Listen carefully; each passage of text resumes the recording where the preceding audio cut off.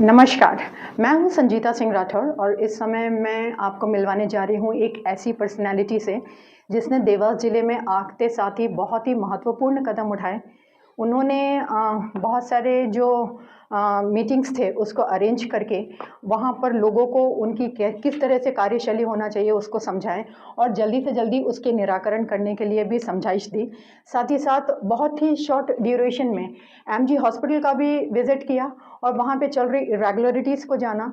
ये सारी चीज़ें उनके एक कमिटमेंट और वर्किंग स्टाइल को रिफ्लेक्ट करती है। तो आइए हम मिलते हैं आज उनसे और जानते हैं कि वो देवास के विकास के लिए क्या-क्या उनके प्लान्स हैं और क्या-क्या मोटिव्स हैं। नमस्ते सर।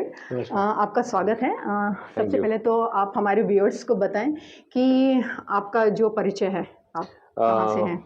मैं ऋतुराज सिंह, मैं कलेक्टर जिला देवास।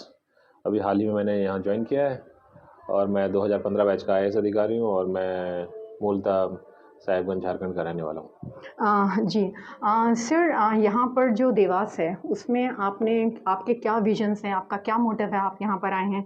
आपके वर्किंग पीरियड में आपकी क्या प्रायोरिटीज़ रहेंगी? जी, हमारी प्रायोरिटीज़ मोस्टली ज़िले में लॉ एंड ऑर्डर से संबंधित है कि अगर यहाँ पर ज़िले में ऐसी कोई समस्या होती है जहाँ जिससे लॉ एंड ऑर्डर समस्या डेवलप हो रही है, उसको हम लोगों को कंटेन रखना है। ज़िले में शांति व्यवस्था बनाए रखनी है।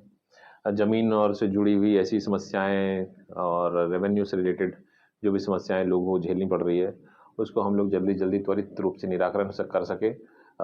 ज़मीनी समस्याओं से हम लोग को हमारे अफ़सर सभी अवगत रहने चाहिए। इसके अलावा देवास जिला बहुत ही मूलभूत रूप से सिंहस्थ में काफ़ी महत्वपूर्ण भूमिका निभाएगा।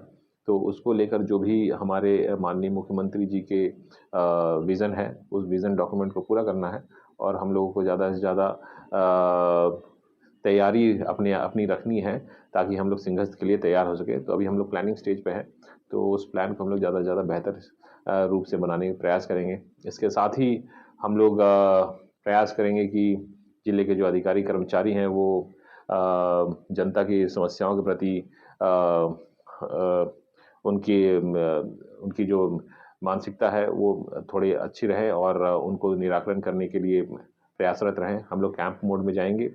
कैंप लगा-लगा के लोगों की जो समस्याएँ हैं, मूलभूत समस्याएँ उनको दूर करेंगे। साथ ही देवास शहर में जो भी समस्याएँ हैं, ख़ास करके ट्रैफ़िक और अन्य समस्याएँ जो हम लोग देख रहे हैं, उनको जल्दी त्वरित रूप से निराकरण करने का प्रयास करेंगे। सर, यूँ देखा जाए तो कम्युनिकेशन एक बहुत बड़ा मीडिया होता है लोगों से जुड़ने के लिए। तो आप देवास के जो नागरिक हैं, उनसे आप कनेक्ट होने के लिए क्या आप करेंगे? देखिए ऐसे तो सोशल मीडिया से हम लोग लगातार हैं, हमारी कलेक्टर देवास की सोशल मीडिया हैंडल है, ट्विटर पे, इंस्टाग्राम पे, फेसबुक पे, तो उसके माध्यम से लगातार सभी जो भी यंग व्यूअर्स हैं, आप उनके माध्यम से ज़िले में जो हो रहे हैं कार्यक्रम और जो कार्रवाई हो रही है, उनसे आप लोग लगातार सभी लोग जानकारी प्राप्त कर सकते हैं। तो इनके माध्यम से हम लोग रहेंगे, खासियत उसके साथ ही प्रेस में और जो भी हम लोग से हो सकेगा हम लोग उसमें लोगों तक अपनी जब बात पहुँचाने का प्रयास करेंगे। सर, देवास में अपराधों में कमी लाने के लिए आप क्या नेसेसरी स्टेप्स लेंगे? देखिए मुझे जो समझ में आ रही है कि यहाँ पे कुछ-कुछ समस्याएँ हैं, तो उसको हम लोग डील करने का प्रयास कर रहे हैं। अभी हम लोगों ने लगभग 1 हफ्ते में मैंने 3 एनएसए के प्रकरण किए हैं, जिसमें जो भी ऐसे लोग हैं जो कि शांति व्यवस्था को बिगाड़ने का प्रयास कर रहे हैं, उन पे हम लोगों ने रासुका की कार्रवाई की है। इसमें पुलिस का बहुत ही अहम रोल रहा है कि उन्होंने इसको कंटेन करने का प्रयास किया है। ऐसे जो भी अपराधी तत्व हैं, उन पे हम लोग दंडात्मक कार्रवाई करेंगे। हम लोग उनको बॉन्ड ओवर करेंगे और ज़्यादा से ज़्यादा बॉन्ड ओवर करेंगे, तो ताकि ऐसी कोई समस्याएँ ना हो। और चूँकि ये कृषि आधारित जिला भी रहा है, तो ज़मीन से जुड़ी जो समस्याएँ हैं, उनको हम लोग हल करेंगे ताकि उससे रिलेटेड कोई समस्याएँ ना हो और उससे लॉ एंड ऑर्डर डेवलप ना हो पाए।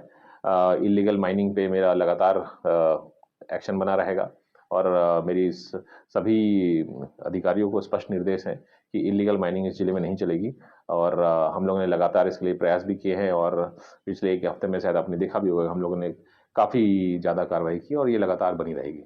सर, आप जब से देवास में आए हैं तो आपने कई सारी चीज़ों को नोटिस भी किया होगा। आपको क्या लगता है कि देवास में आपके लिए सबसे बड़ा चैलेंज क्या है और आप उसको कैसे रेक्टिफ़ाई करेंगे? देखिए मेरे लिए कोई भी समस्या छोटी नहीं है। सभी समस्या को मैं इक्वली फुटिंग पे रखता हूँ और जो भी समस्या मेरे सामने आएगी मैं उसको बिल्कुल त्वरित निराकरण करूँगा और मैंने प्राथमिकता आपको बता दी है, हम लोग उस प्राथमिकता के अनुसार काम करेंगे। जी, तो सर आपसे बात करके बहुत अच्छा लगा। आपने अपना कीमती समय हम लोगों को दिया। साथ ही आपने देवास ज़िले के जो विकास हैं उसके लिए अपने प्लान्स बताए ह हमारे व्यूअर्स को। हम लोग अब देखेंगे आगे कि हमारा जो देवास एक नए युग में प्रवेश करेगा। Thank you so much. Thank धन्यवाद। You so much. Thank you.